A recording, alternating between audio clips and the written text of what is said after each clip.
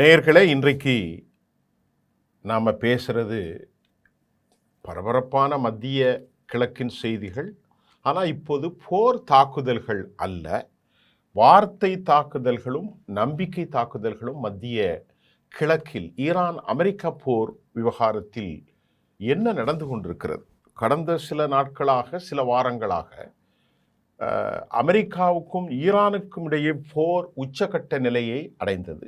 உங்களுக்கு தெரியும், 18 இடங்களில் அவர்கள் தாக்கியிருந்தார்கள். இவர்கள் 21 இடங்களில் தாக்கினார்கள். இப்போது அமெரிக்கா ஈரானை ஒரு அழுத்தம் கொடுத்து பேச்சுவார்த்தைக்கு முடித்து விட வேண்டும் என்று ஈரானுடைய கூட்டாளிகளான கத்தர், பாகிஸ்தான், சவுதி மற்ற எல்லா நாடுகளுமே முயற்சி செய்கிறார்கள். இதில் நேரடியாக ஈடுபட்டிருப்பது கத்தரும் பாகிஸ்தானும். ஆனால் ஈரானுக்குள் உள்நாட்டு குழப்பங்கள் ஏற்படுத்தப்படுகிறதா, இதில் நம்ம முக்கியமாக பார்க்க வேண்டும்.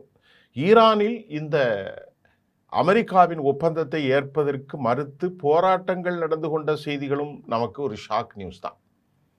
அப்படின்னால் ஈரான் இந்த அளவிற்கு வலுவான பிடியை உறுதிப்படுத்தி கொள்வதன் நோக்கம் என்ன? அமெரிக்காவோடு ஏன் நேற்று ஞாயிற்றுக்கிழமை கையொப்பமிட இருக்கிற விவகாரம் தாமதிக்கப்படுகிறது? இந்த மாதிரி நிறைய கேள்விகள் இருக்கிறது. இப்போ நம்ம அதை பேச போகிறோம். முதலில் ஈரான் கையொப்பமிட மாட்டோம் என்று நிராகரித்திருக்கிறது. இன்று அமெரிக்க அதிபருடைய டொனால்ட் ட்ரம்புடைய நேற்றைய பிறந்த நாளில் எப்படியாவது வெற்றி பெற வேண்டும் என்று அமெரிக்கா அழுத்தம் கொடுத்த நிலையில் ஈரான் அதற்கு மறுப்பு தெரிவித்தது. ஈரானில் இந்த ஒப்பந்தத்தில் கையெழுத்து போடவே கூடாது என கருப்பு உடை அணிந்த பலர் ஆர்ப்பாட்டம். இந்த நிலையில் வெண்ணெய் திரண்டு வந்த நேரத்தில் தாலி உடைந்த கதையாக ஆகிவிட்டதென்று கத்தார் குழு அவசரமாக ஈரான் புறப்பட்டு சென்று இருப்பதாகவும் கூறப்படுகிறது.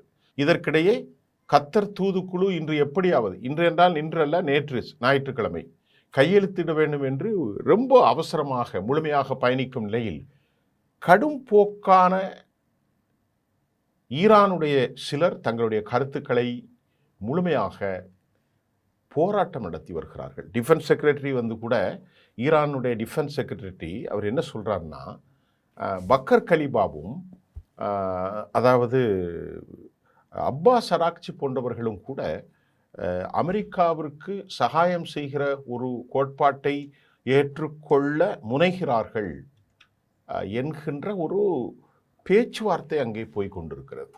நேரடியாக அந்த குற்றச்சாட்டை அரசு தலைவர்கள் வைக்கவில்லை.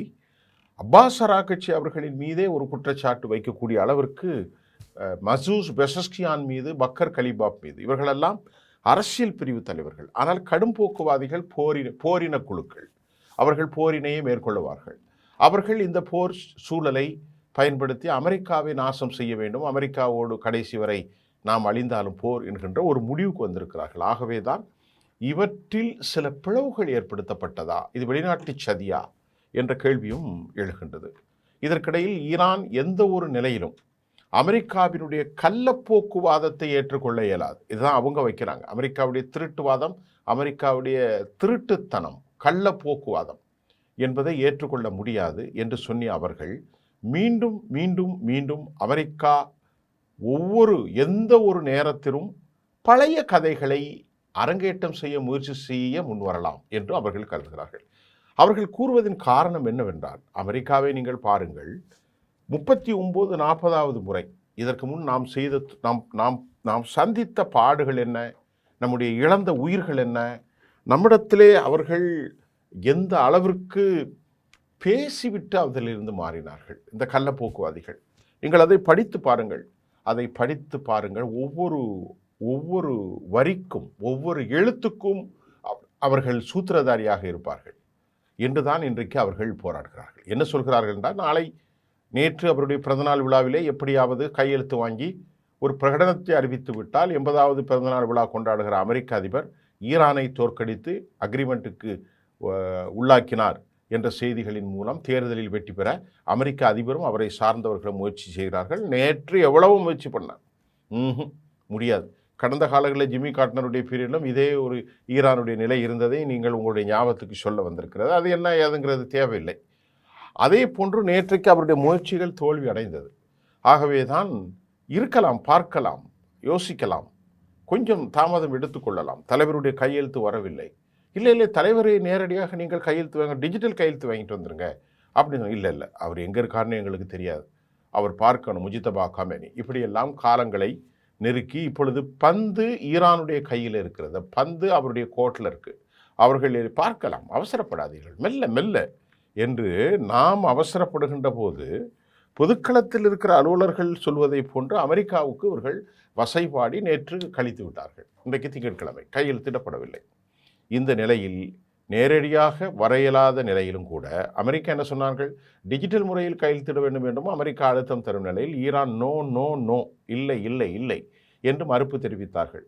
ஆனால் அவங்க என்ன செஞ்சாங்க, என் பிறந்த நாளில் எப்படியாவது அந்த ஒப்பந்தம் நிறைவேற்றி விட்டதாக பரப்புரை செய்து முயற்சி செய்ய வேண்டும் என்று அவர் பல காரணங்கள் கூறப்பட்டார். இதை அவர்கள் ரொம்ப புரிந்து கொண்டுதான் பல கருப்பு நிறை ஆடை அணிந்து கொண்ட பலர் இந்த ஆர்ப்பாட்டத்தில் ஈரானில் ஈடுபட்டதாகவும், அந்த ஆர்ப்பாட்டத்தில் ஈரானுடைய முகமாக உலகம் முழுவதும் பார்க்கப்பட்ட அப்பாஸ் அராகச்சி இந்த துரோகத்தின் மூலம் துரோகத்தின் மூலம் அவர் ஆளாக இருப்பதாக அவர்கள் மீது கடுமையாக ஆர்ப்பாட்டம் செய்தார்கள். இப்போ நம்ம ஹெர்மூஸ் ஜலசந்தியை பார்க்க போகிறோம். ஹெர்மூஸ் ஜலசந்தி பகுதிகளில் இந்த செய்தியை முடிச்சுட்டு நான் கடைசியில் சில பாயிண்ட்ஸை சொல்ல போகிறேன். ஹெர்மூஸ் ஜலசந்தி பகுதிகளில் ஈரான் மிகுந்த வலிமை மிக்க ஒரு தாக்கத்தை ஏற்படுத்தும் வகையில் அவங்க திட்டம் தீட்டி வெற்றி பெற வைத்தல் வேண்டும் என்பது அவர்கள் நிலைப்பாடு. அப்பாஸ் அராகச்சி பங்கர் கலிபாப் அவர்கள் மீது இந்த திட்டத்தை வடிவமைக்க முயல்வதாக கடும் போக்குவாதியில் குற்றம் செல்வதை நான் உங்களுக்கு ஏற்கனவே சொன்னதான். ஈரானுடைய மேல்மட்டத்தில் மிகப்பெரிய குழப்பம் ஏற்படுத்தும் வகையில் இது அமைந்துள்ளது. ஏன்னா அவர்களுக்குள்ளே பல பிரச்சனைகள் வரும் காலங்களில் ஈரான் ஹெர்மூஸ் ஜலசந்தியை கையில் வைத்து கொண்டு உலகத்தை மிரட்டும் மாபெரும் நியூக்ளியர் வெப்பன்ஸாக ஹெர்மூஸ் தான் இருக்க போகிறது. இந்த ஒப்பந்தம் தற்போது ரூட் மேப் மட்டுமே வந்திருக்கிறது. வரும் காலங்கள் தான் இது புதிய வடிவமைப்பு பெறும் என்பது யதார்த்தமான நிலை. இப்போ இந்த ரூட் மேப்பில் ஒரு சமீட்சை. இதில் ரெண்டாவது நம்ம பார்வது ஈரான் கையெழுத்திடுவது குறித்து மிக மிக மிக மிக மிக ஒரு சிக்கலான பரிணாமத்தை அடைந்துள்ளது. ஏன் ஈரான் கையெழுத்திடுவதற்கு யோசிக்கிறார்கள்? இவங்க என்ன சொல்கிறாங்கன்னா, இங்கே பாருங்கங்க, அணு ஆயுதங்கள் விவகாரம் பாயிண்ட் நம்பர் 1 அது நம்மள்கிட்ட தான் இருக்கணும், ஸ்டாக் பைல்ஸ். அந்த ஒப்பந்தத்தை நீங்கள் படித்து பாருங்கள். இவங்க எல்லாம் முடித்த பிறகு மறுபடியும் நம்மளை தாக்குவாங்க. இது நிரந்தரம் செய்ய வேண்டும். இந்த ஸ்டாக் பைல்ஸ் நம் கையில் இருக்கலாம். ஆனால் அமெரிக்கா என்ன சொல்கிறது, இனி எந்த காலத்திலும் அவர்கள் அணு ஆயுதம் உற்பத்தி செய்யவோ, அணுகுண்டுகளை செய்யவோ, அயலகத்திலிருந்து இறக்குமதி செய்யவோ, தொழில்துறை இதெல்லாம் செய்யக்கூடாது இருந்தால் நாம் எப்படி கையெழுத்திட போடுவது? Point number 1. பாயிண்ட் நம்பர் 2 பாருங்கள், ஹெர்மூஸு நம்ம கையில் தான் இருக்கும். ஹெர்மூஸில் நாம் சுங்க கட்டணம் இல்லை, ஆனால் சர்வீஸ் கட்டணம், சேவை கட்டணம் ஒன்று வாங்கணும். ஆனால் எந்த நிலையிலும் எங்கள் எல்லை, எங்கள் கட்டுப்பாடு, எங்கள் பிராந்தியம், எங்கள் ஆதிக்கம், இதை நீங்கள் தெளிவுபடுத்துங்க. அதை தெளிவாக எழுதிடுங்க. எந்த நிலையிலும் அவங்களுக்கு தமிழில் சொல்கிறேன், எந்த நிலையிலும் ஹெர்மூஸ் ஈரானுக்கு சொந்தமானது. ஹெர்மூஸில் ஈரான் செல்கின்ற கப்பல்களை அந்தந்த நாட்டுக்கு ஏற்றவாறு பேசி அவர்கள் சேவை கட்டணம் அனுமதிக்கப்படும். இது நீண்ட கால ஒரு உத்தரவு. ஈரான் கேட்குது, அணு ஆயுதங்களில் 15 வருஷம் 20 வருஷத்துக்கு இருந்தாலும் அதற்குள் கண்காணிப்பு செய்யப்படும், ஆனால் ஸ்டாக் பைல்ஸ் கொடுக்கப்படாது. இந்த மாதிரி கேட்குறாங்க ஈரான். அதை ஒவ்வொரு வார்த்தையாக அப்படி பார்த்து ஏன்னா அந்த அணு ஆயுதங்களை உள்ளே வைத்து காங்கிரீட் போட்டிருக்கிறாங்க. ஏன்னா அமெரிக்கா அதை போய் எடுத்துருவோம், அமெரிக்கா ஒன்றுமே செய்ய முடியாது அப்படிங்கிற மாதிரி. இப்போ ஒவ்வொரு வார்த்தைக்கும் கருப்பு உடை அணிந்த போராளிகள், கடும் போக்குவாதிகள், இதெல்லாம் எங்களுக்கு வேணும், எங்கள் நாட்டில் உள்ள பில்லியனை நீங்கள் ரிலீஸ் செய்யுங்க, இதெல்லாம் கேட்குறாங்க. இந்த 300 பில்லியன் நான் ஏற்கனவே சொல்லியிருந்தேன் நேற்று முன்தினம், $300 பில்லியன் அது கொடுப்பாங்களா? அதையும் கொடுக்குறேன்னு சொல்லியிருக்காங்கன்னு நம்ம சொன்னோம். இப்போ எல்லாமே கேள்வி ஆக்குறாங்க. அதுக்கு என்ன அவசரப்படுறீங்க?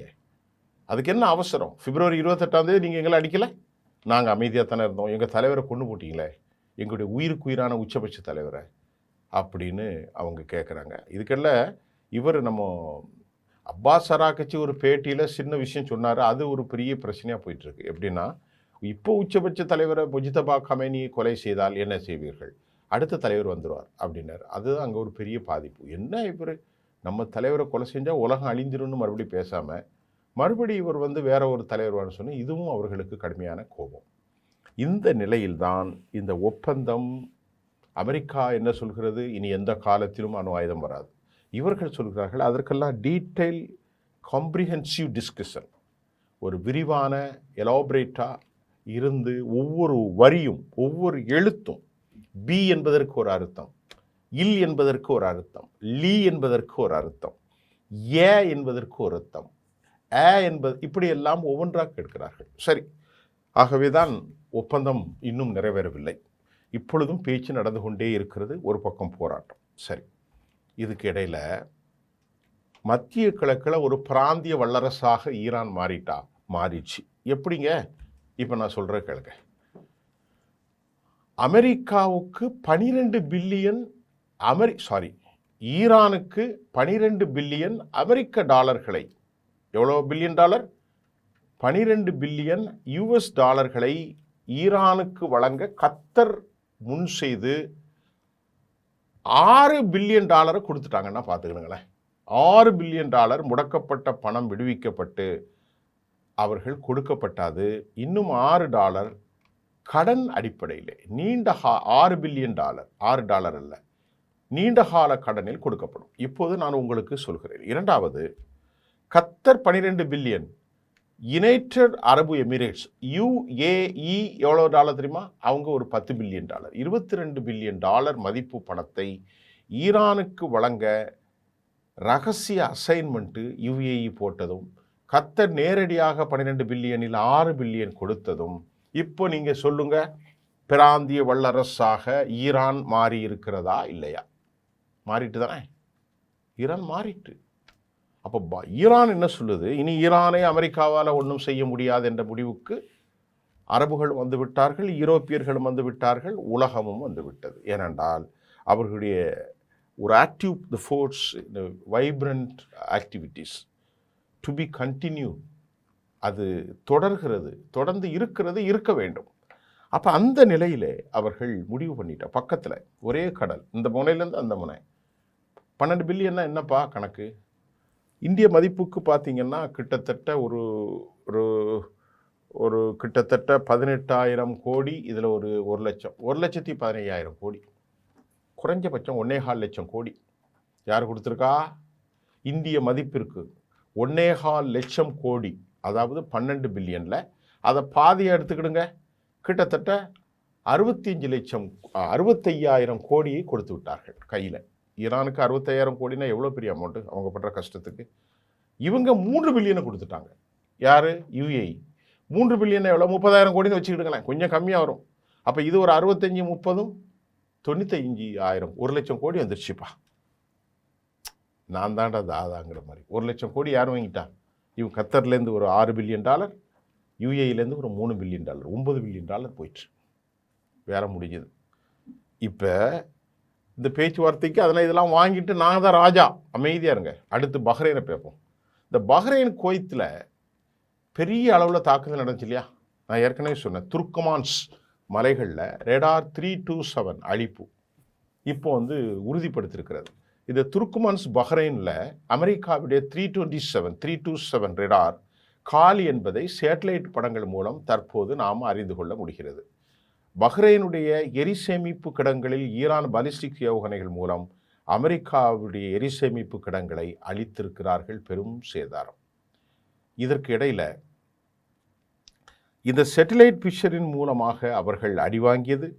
ஜோர்டானில் முழுமையாக அடிவாங்கி அமெரிக்காவுடைய டெர்மினல் ஹை ஆல்டிடியூட்ஸ் காலி செய்தது, குவைத்தில் காலி செய்தது. ஏற்கனவே பட்ட அனுபவங்களை எல்லாம் பார்த்து தான் இனி நம்ம இவனோட போரிட முடியாது, போரிட்ட ஜெயிக்க முடியாது என்ன முடிவுக்கு வந்துட்டாங்க. அதனால் இப்போ ஈரான் கையிலே பந்து இருக்கிறதுனால ஈரான் ஒரு 22 பில்லியன்களில் ஒரு 9 பில்லியனை பெற்றுக்கொண்டார்கள். யுனைடெட் அரபு எமிரேட்ஸிடமிருந்தும் கத்தரிடமிருந்தும். யுனைடெட் அரபு எமிரேட்ஸ் குவைத்தில், பஹ்ரைனில், ஜோர்டானில் தாக்க போது UAE மட்டும் தாக்கப்படவில்லை. நல்லா புரிந்து கொள்ளுங்கள், உங்களுக்கு புரிகிறது என்று நினைக்கின்றேன்.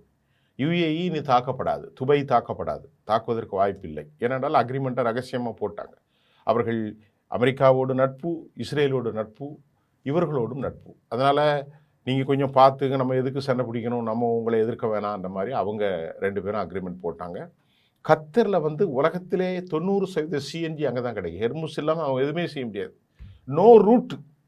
அதனால் கத்தரும் 12 பில்லியனை அலாட் பண்ணி அவங்களும் 6 பில்லியனை கொடுத்துட்டாங்க. கத்தர் எப்படியாவது இதை முடிச்சு ஆகணும் அப்படின்னு அப்துல் ரஹ்மான் அல் தானி தலைமையிலான அரசாங்கம் தங்கள் பிரதிநிதிகளை அவசரமாக அமெரிக்காவுக்கு அனுப்பி கொண்டு பதட்டத்தில் இருக்கிறது. அசீம் முனீருக்கு என்ன நிலைமென்னால், தான் உலகத் தலைவனாக மாறிவிடவும் ஒரு வரலாற்று ஒப்பந்தத்திற்கு நாயகனாக தன் தேசத்தை கொண்டு நிலைநிறுத்தவும் பாகிஸ்தான் பாடுபட்டு கொண்டிருக்கிறது. எல்லாவற்றிற்கு மேலே ஈரான் மௌனமாக அமைதியாக ஒவ்வொரு எழுத்துக்களுக்கும் அர்த்தத்தை உணர்ந்துதான் கையெழுத்திட வேண்டும். அமெரிக்க பிறந்த நாள் வரட்டும், அவருக்கு எந்த நாளும் வரட்டும், அதற்கு நாங்கள் பொறுப்பேற்க முடியாது என நேற்று நிராகரித்திருக்கிறார்கள். இன்று வரை இந்த ப்ராசஸ் ஆன்கோயிங், இப்பொழுது சென்று கொண்டே இருக்கிறது. மீண்டும் அடுத்த செய்தியில் உங்களை சந்திக்கின்றேன். நன்றி.